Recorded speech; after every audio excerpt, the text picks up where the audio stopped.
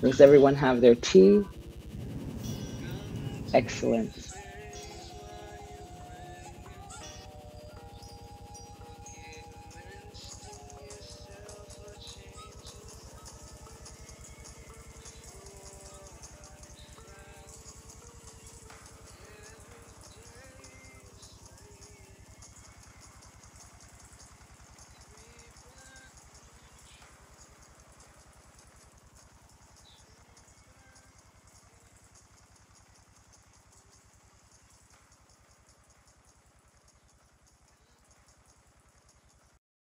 If you ask the Zen people, they will say tea is not something that you pour with unawareness and drink like any other drink.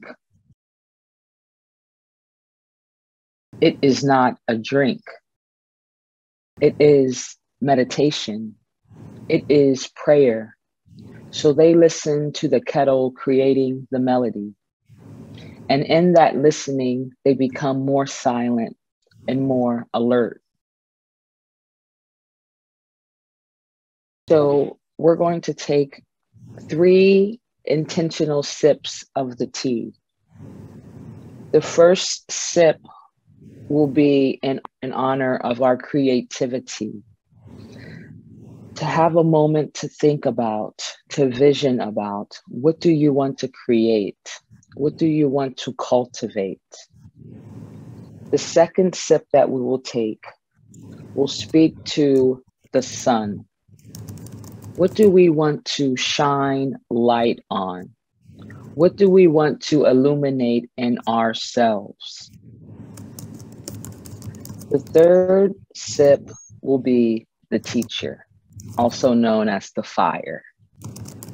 And in this third sip, we will think about the ways that we want to share information, that we want to build with communities. When we say this word teacher, sometimes we get it, sometimes it has the shadow energy. And it's not this idea of you acquiring some intelligence and going out to teach people.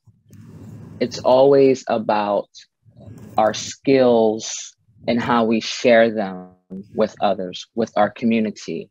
It's always about what we are building as a collective. So when I say teacher, that's the energy that I would like you to meditate on. Okay.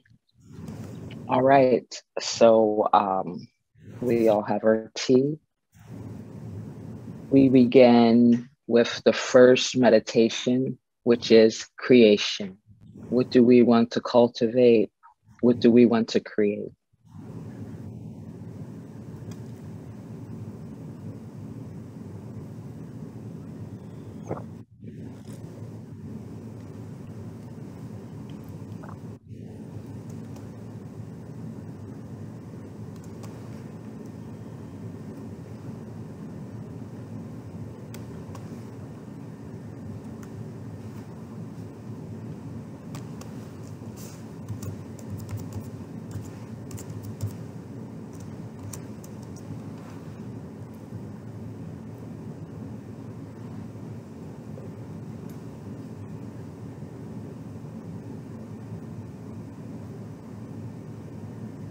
Okay, come out of that. The second sip of our tea will be about the sun. What do we want to shine light on? What do we want to illuminate within ourselves?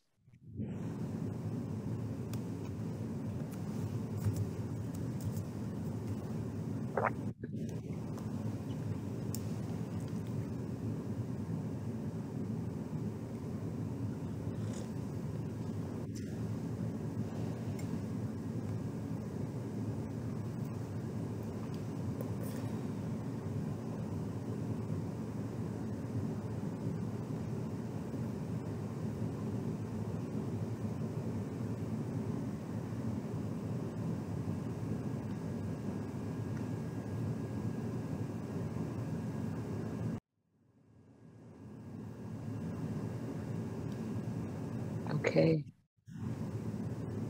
Thank you. And we move into the third sip, which is all about the teacher. Speaking about how do we continue to share our skills? How do we continue to build and create the futures that we want?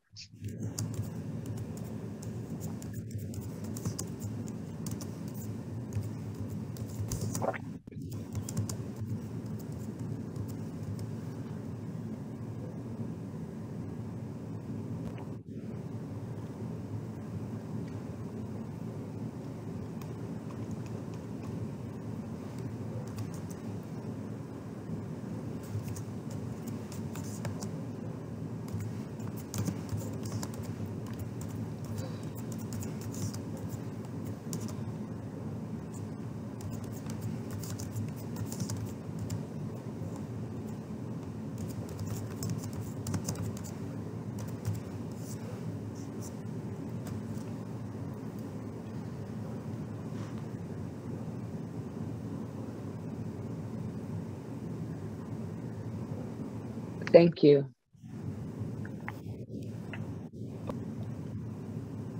I would like to just go over the 3 principles and then also get to a Black land acknowledgement. The first principle for today is expansiveness of time and temporal abundance. The second principle is entanglement and non-locality of our space-times. The third principle is inner visions and inner worlds. What are we saying with these principles? To understand today that we can exist outside of the constructs of time, that we are non-local, meaning that we come and are connected to something beyond time. Inner visions and inner worlds. It is very important that we continue to have this inner dialogue that works not against us, but for us. The entanglement. Too many times our inner world, the things that we say to ourselves, are negative by default within the constructs of the English language. So today we'll speak a lot about this redefining, reimagining of where we come from. Now I will begin to read the Black Land Acknowledgement.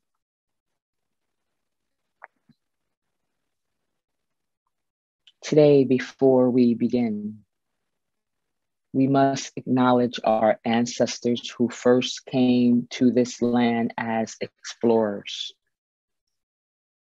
and then as captives forced to work this land, forced to create a life inside a black hole.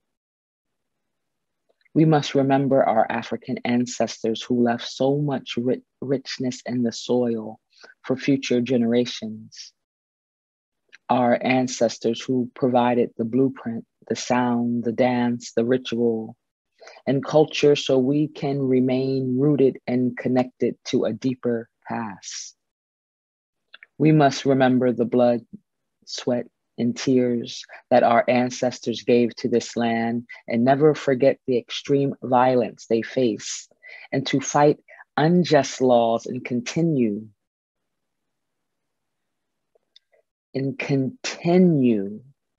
to push forward to reimagine. Our ancestors faced a daunting task, but fortified and fought for a better future for many generations to come. So today and every day, we will acknowledge the lands of our African ancestors. We will worship, We will dance. We will fellowship. We will go back and fetch it. We will speak it into existence. Ashe.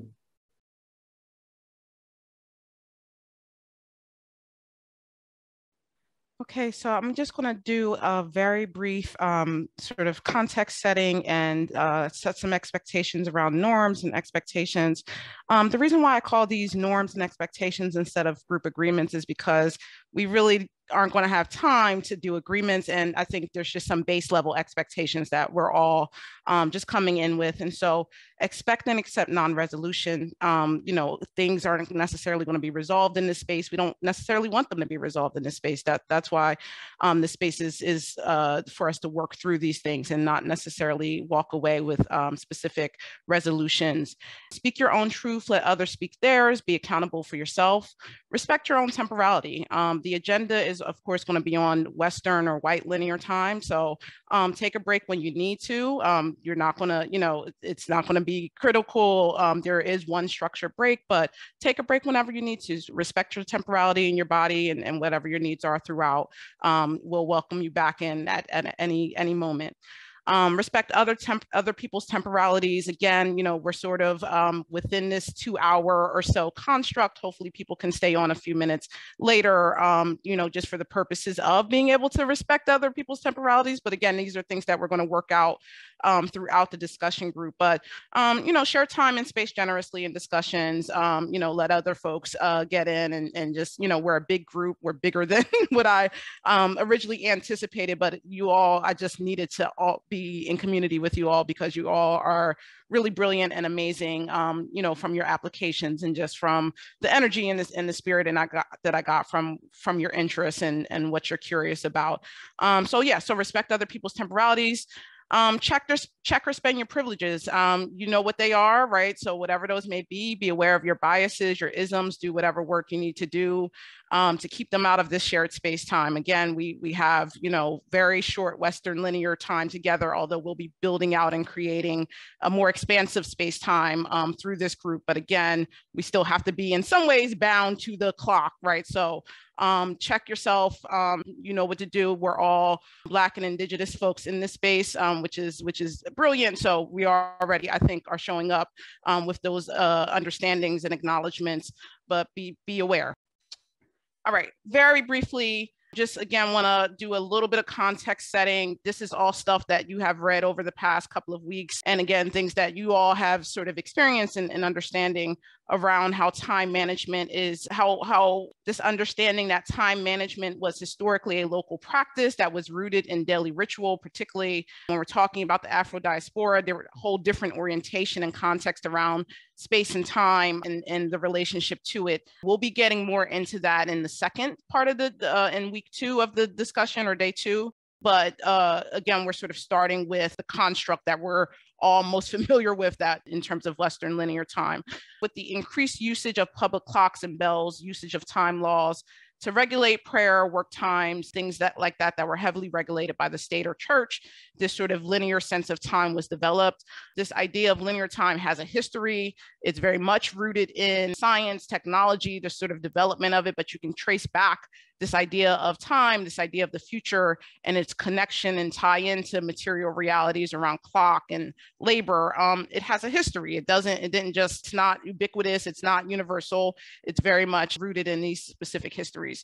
And then sort of this idea, even that you're in the European Judeo-Christian religion of the apocalypse and visions and belief of the end being near and time running out, thus having to sort of continue to tightly regulate and guard time. In a workshop, I get into these constructs and the histories of them, and Christopher Columbus and all these folks and their relationships and ideas and understanding of time and how it was running out and how that spurred sort of what was to come.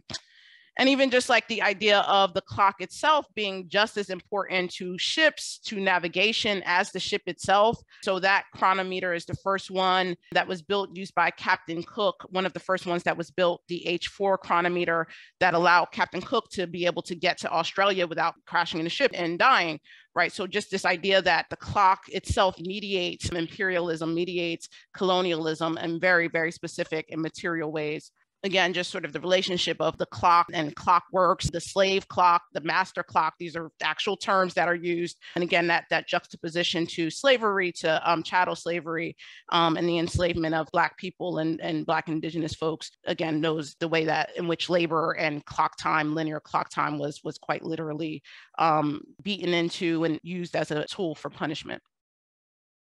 And then also what you explored in the materials is, again, this development of standard time, and the fact that it has its own timeline and that it is not ubiquitous, it's not universal, but just that relationship to railway travel and, the Standard Time Act, the relationship to law and policy, and these things were actually legislated in terms of the relationship. And we all know the relationships of time and structures and systems and racial capitalism to time. And so again, all of these things are intertwined in very specific ways that we'll talk more about in our discussions. And so again, just this development of Western linear time and the sort of tropes and values that come out of that, and the systems that we're working in, that time is tied to the clock, that it's mechanical, the concept and sort of our orientation and sociology around time that treats the past as dead, as something that's fixed, as something that we can't alter, and that the future is typically deterministic or is determined by people in power, people in authority, people who have the ability to determine these structures of time that are embedded in our society. And then sort of this idea that treats time and paradoxes as undesirable, temporal conflicts or temporal queerness as undesirable, and exploring this idea of colored people's time and CPT, which is an acronym that stands for charge, parity, and time symmetry, which is a fundamental symmetry of the universe. But this idea that time symmetry, which is supposed to be fundamental, right? This idea that linear time is actually a violation of this symmetry, this fundamental symmetry, and this idea that, CPT is a violation, right, or has been cast as this violation of so-called Western linear time.